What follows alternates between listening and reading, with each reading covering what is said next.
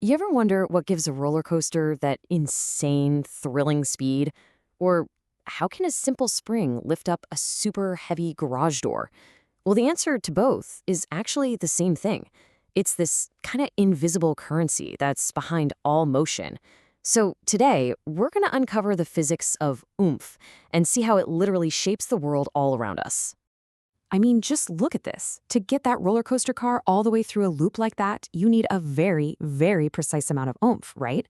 So how did engineers actually calculate that? How can they be absolutely sure that it's going to be both an incredible thrill and, perfectly safe? That's the big puzzle we're here to solve today.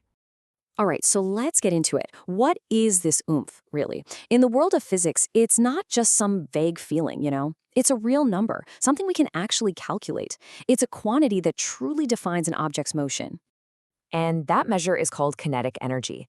Physicists usually use the letter T for it. And it's super simple, really. If something is moving, it has kinetic energy. The faster it moves and the more it weighs, the more kinetic energy it's packing. It really is the energy of motion, pure and simple.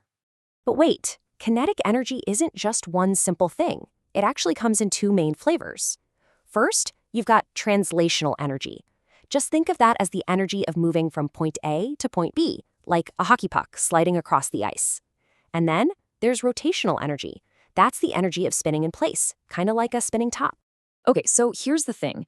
In the real world, these two types of energy are almost always combined. I mean, take a look at this soil compactor. Its main frame is moving forward, right? That's translation. But at the exact same time, its huge wheels are spinning. That's rotation. So its total kinetic energy, it's just the sum of both of those things added together. Okay, so let's recap. Objects that are moving have kinetic energy. Simple enough, but how do we change that energy? How do you make something speed up or slow it down?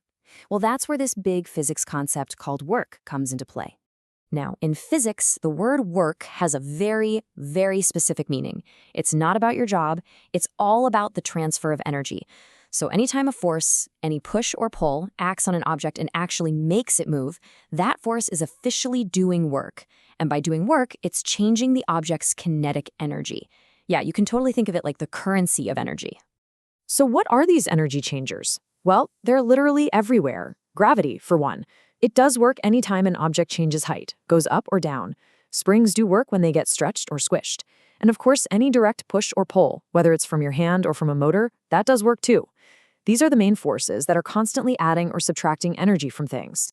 But, and this is a really surprising twist, some forces do no work at all. Yeah, that's right. Just because a force is there, pushing or pulling, doesn't automatically mean it's changing an object's energy.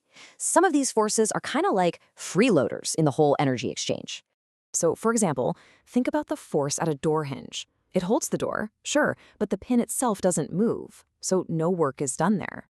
Or how about the normal force on a box sliding on the floor? The force is pushing up on the box, but the box is moving sideways. Since the force and the motion are perpendicular, it does zero work. And my favorite example is the friction on a wheel that's rolling perfectly without slipping. The tiny point touching the ground isn't actually sliding at that instant. So that friction force, it does absolutely zero work. Kind of blows your mind, right? Okay, so on one hand, we've got the energy of motion.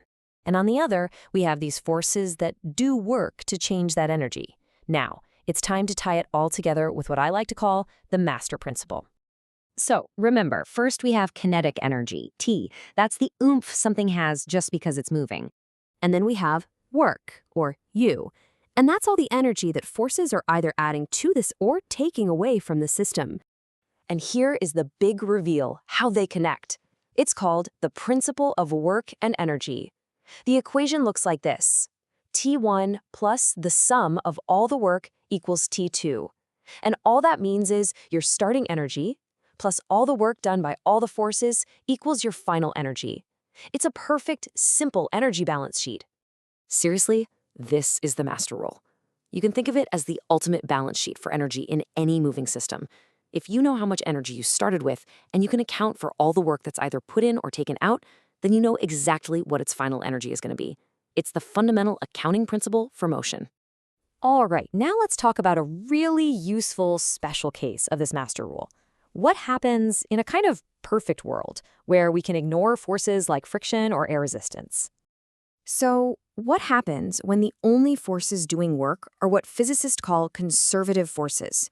We're talking about things like gravity and the force from a perfect spring.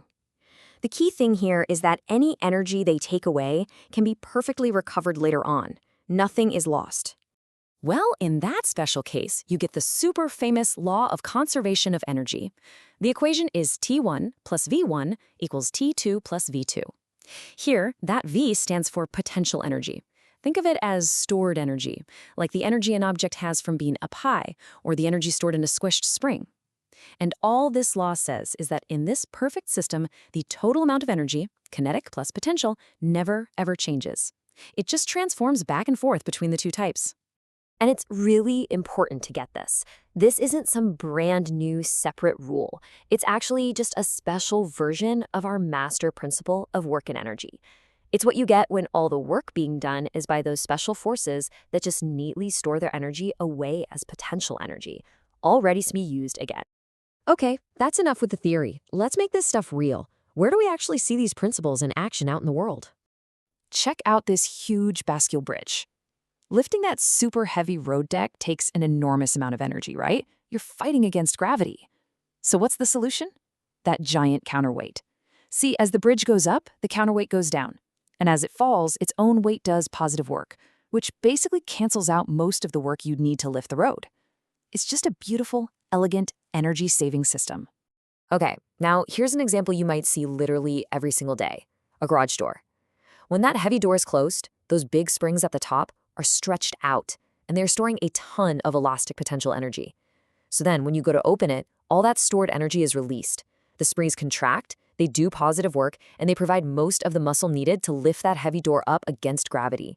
And that brings us all the way back to our roller coaster. See, that first big lift hill is all about giving the train a massive amount of potential energy. Then, as it starts to fall, gravity does positive work, converting all that stored potential energy into kinetic energy. In other words, speed. At the same time, friction and air resistance are doing negative work. They're stealing a little bit of that energy away.